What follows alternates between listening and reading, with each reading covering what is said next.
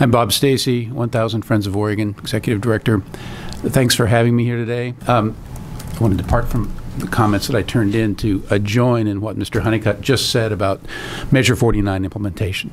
You know, the people of Oregon voted overwhelmingly to support Measure 49. The key component of that message was that Oregonians would receive rapid, express, expeditious review of claims made. And Mr. Whitman's agency has a big job. There are a lot of facets to that job. But one consequence of the cuts that the Ways and Means Committee will be considering is that the governor's proposed includes reduction in the resources applied to Measure 49 in the department. We're very concerned about that. I'd like to see the ideas that Dave talks about for fixes in Measure 49. As you can appreciate, the two of us don't always agree on whether we're talking about fix like the veterinarian does or fixes that solve the problem.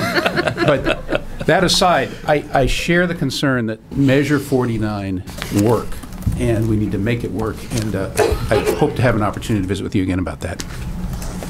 I also want to explain, if not apologize, for the stack of material that's been directed to you in conjunction with my testimony.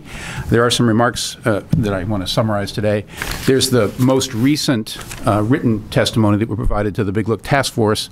I didn't go all the way back to our comments in May or our comments in March of this year or our comments again in the summer.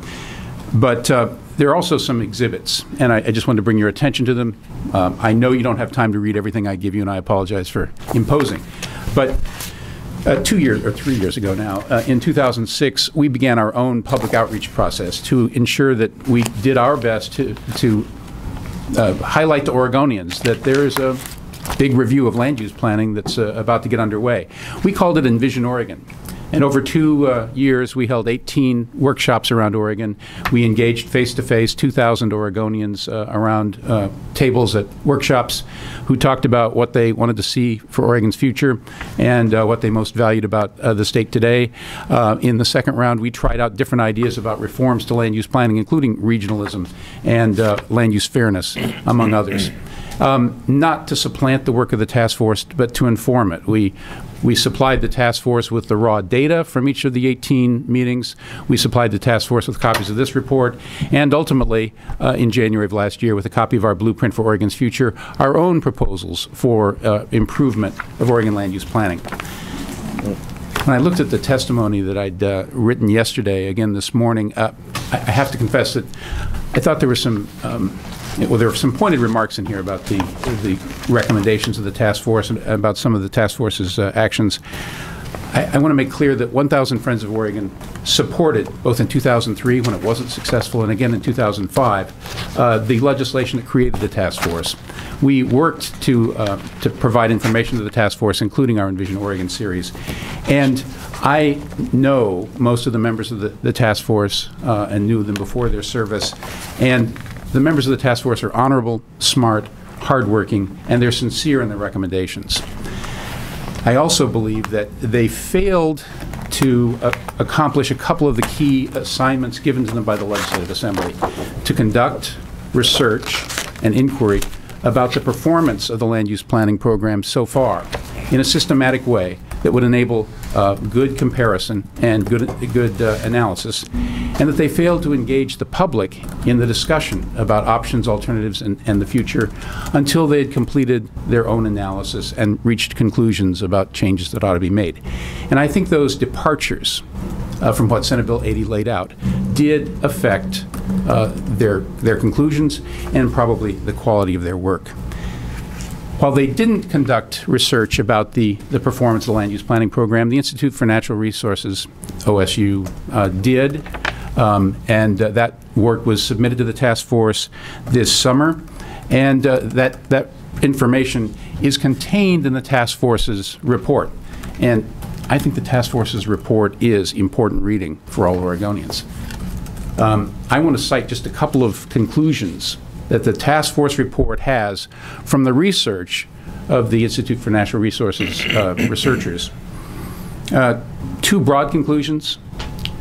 This land use planning system that we have in Oregon has done a better job of protecting and maintaining the land base for agriculture and forestry than that of any other state in America, and that the urban growth management system has produced benefits and saved costs in ways that have not been equaled by any other state.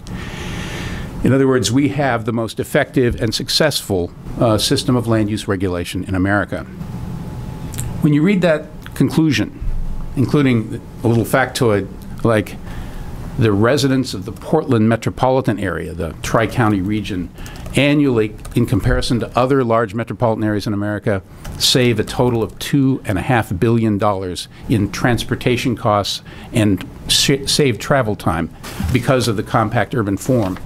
You recognize that the ideas that were launched by the 1973 legislature, by Governor Tom McCall, by Senator Hector McPherson, have led to 2 generations of policymakers at the state level, at the local level, doing hard work that has yielded benefits for Oregonians. And I don't think we should lose track of that fundamental finding and conclusion. And we should not, in the haste to look at the specific recommendations of the task force, as the doctors say, first, do no harm to those accomplishments. The task force report and its recommendations contain some very useful prescriptions for improvement of the Oregon land use planning system, and I want to address those. But they also have a catalog of what I think of as recurring complaints where no new light has been shed on what those complaints are about. One is assertions about the complexity of the Oregon planning system. Don't get me wrong. I know how thick the statute book is. There's way too much detail in the statutes. They've been changed many times by past legislative assemblies in response to specific requests for itemized changes. Thus, Representative Clem has already spoken to this. There are 51 non-farm uses listed in the so-called exclusive farm use zoning statutes. It's no longer an exclusive farm use zone. It's a hodgepodge zone that also attempts to protect farming. And therefore, we support the concept that the task force laid out of doing an assessment of the statutes and the regulations to see whether there's some form of streamlining and clarification that can occur while perhaps actually strengthening the ability of LCDC to work moving forward. But we should not lose track of the fact that, particularly in comparison to our neighbors to the north and south, but in comparison to other communities across the country, Oregon's land use approval system is faster and simpler than our peers, or as I like to think of them, our competitors. If a business is looking at whether to locate in a community in Oregon or a community in California or Washington, that business knows that here, once they've obtained what developers call their land use entitlements, the planning and zoning approvals, they're not required to file a state-level environmental impact statement, as they are under state legislation in California. They're not required to go through an entire new set of hoops on the way to getting land use approvals, because we don't have that kind of pervasive environmental review case by case. We attempt to resolve those issues in the comprehensive plan. They also don't have a local government that's required to act within 120 days on their application once it's made complete. And they don't have, in either Oregon or Washington, excuse me, or California, a system in which there is an appellate review body, the Land Use Board of Appeals, which only does land use hearings and has its own time limits to ensure that it acts promptly. They go into Superior Court or the local trial court in those states, and they have to battle to get on the docket with all the more pressing matters, at least to the judges, that clog those dockets, and they deal with a judge with general jurisdiction rather than special expertise. Those changes, those differences from other states aren't apparent to us because we work in Oregon, and we want an ideal system. Let's work for the ideal, but let's not lose track of the fact that the system we put in place is faster and more straightforward than the competition.